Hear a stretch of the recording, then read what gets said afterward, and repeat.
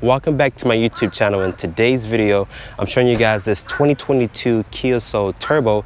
If you guys are new here, be sure to hit the subscribe button and turn on post notifications. But I'd like to give a special thanks to Dade Kia for providing with the Kia Soul. If you're in the market for a Kia, you can come check out Dade Kia.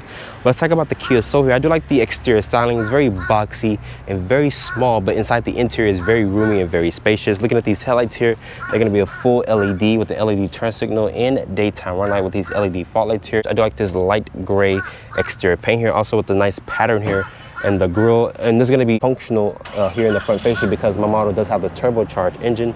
That's also the Soul name here with this aluminum painted front lip splitter, also with this red accents. But I want you guys to comment down below in the comment section and tell what you guys think about the Kia Soul. Looking at these tires and wheels here, these are a 235/45 Goodyear tire. They're wrapped in this 18-inch rim design. I do like the red accents with the newer Kia emblem here. There's also some red trim here at the lower part of the door panel. This is how you get in and out of the vehicle via this button here. So you can lock and unlock the car if you would like. Once you have the key fob in your purse or in your pocket, there's this LED sight marker here on the mirror cap. And up top, Kia just offers a standard size sunroof. Unfortunately, there's no panoramic sunroof here on the Kia. So the wheelbase here is at 102.4 inches with an overall length of 165.4, and there's the Soul name stamped here at the rear of the vehicle. But let's take a look at the rear of the Kia Soul. Looking at these taillights here, they're going to be an LED combination with an LED brake light with the incandescent turn signal and reverse light. There's a newer Kia emblem here, also with this rear wiper to keep the rear glass clean. There's also that shark fin antenna up top. There's the Soul badge here. Looking down here at the lower part of the fascia, it's going to be integrated reflectors here with a backup camera, of course. I do like the gloss black trim here with this dual center exhaust, which looks really nice. Open up the cargo back here. This does have a manual opening cargo. Once it opens up, it reveals 24.2 cubic feet of space, and underneath here, Kia does offer a temporary spare tire and some underfloor storage. Once you fold down the back seat, that expands the cargo to 62.1 cubic feet of space. But let's hop into the interior of the Kia Soul. Sitting in the interior here of the Kia Soul Turbo here, looking at this interior here, this interior looks really nice. I showed you guys a Soul review before, but this does have some red accents here, which looks really nice. Also with the red stitching here on the door panel. But reaching over here to shut the door and starting up the Soul, the push button start is down here.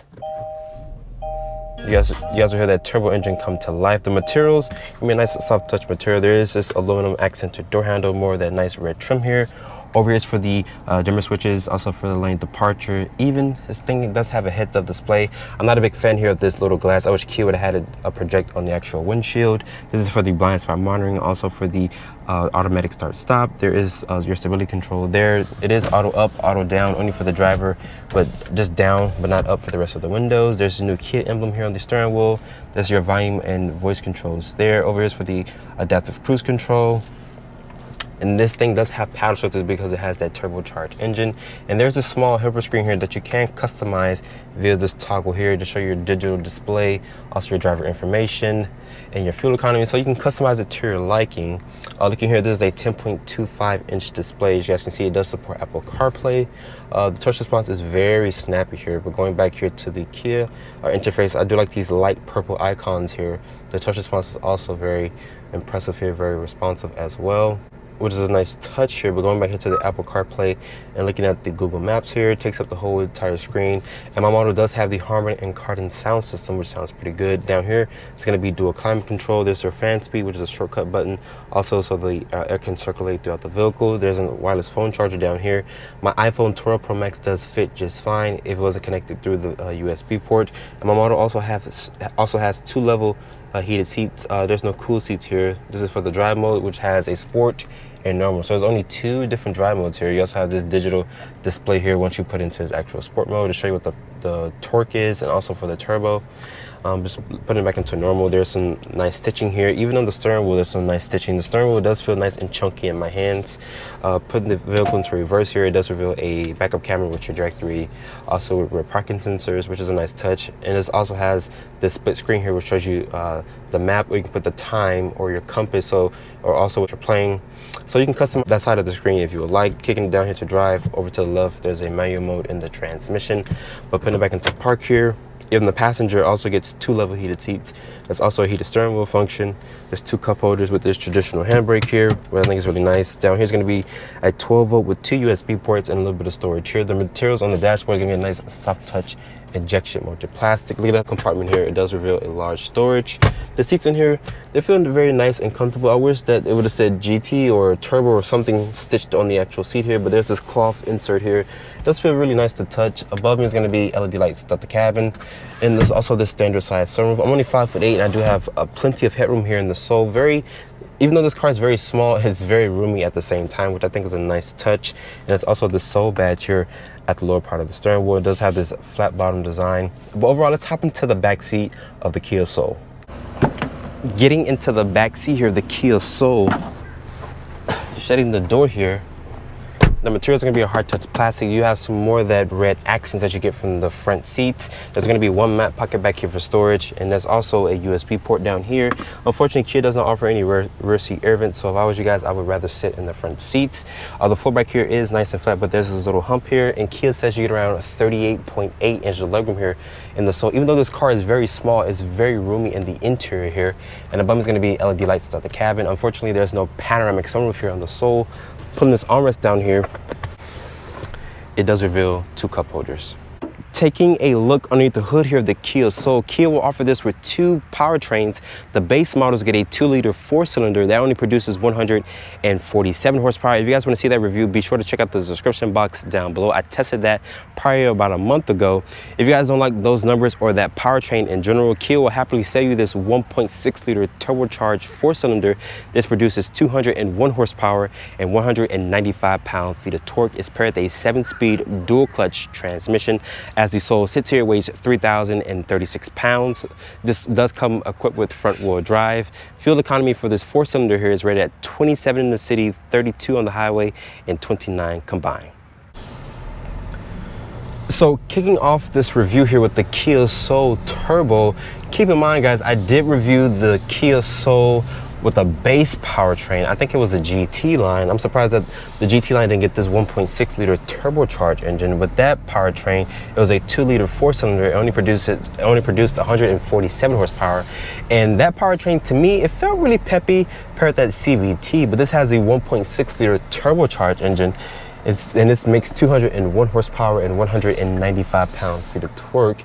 And it's paired with a 7-speed dual clutch. As you guys can hear, the engine is shut off because it does have the automatic start-stop. And once I release my foot off the gas, off the brake, it started right back up really quick. And this powertrain is really peppy. It's way more peppier than that 2-liter 4-cylinder that I tested about a month ago. But the ride quality here is really good. The steering is very playful. This car weighs around 3,000 pounds, so in the sense it's very light. It weighs around like what a Civic or a Corolla weighs.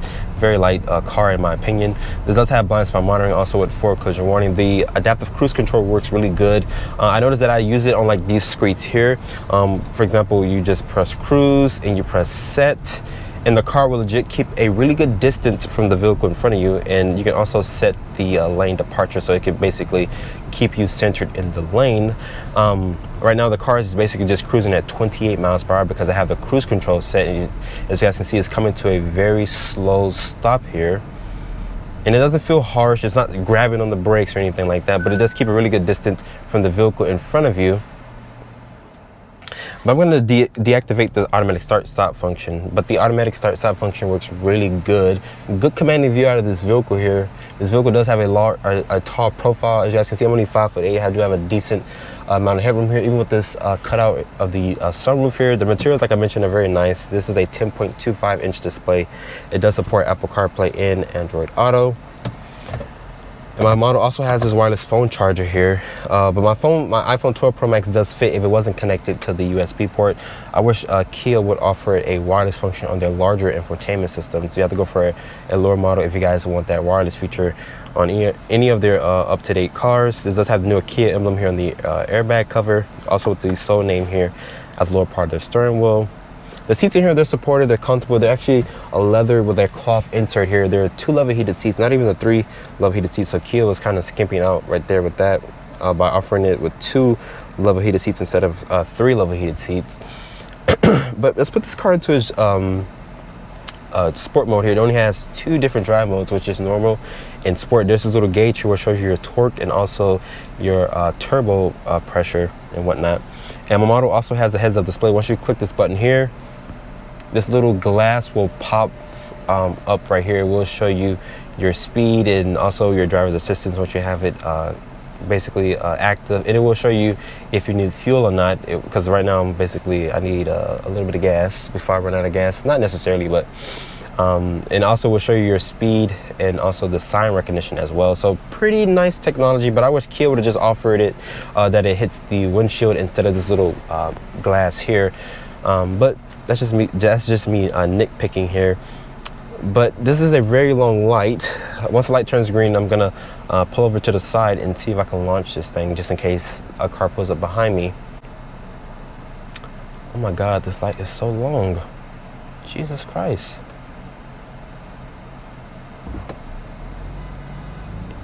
Damn, the light just turned green, they're blowing the horn.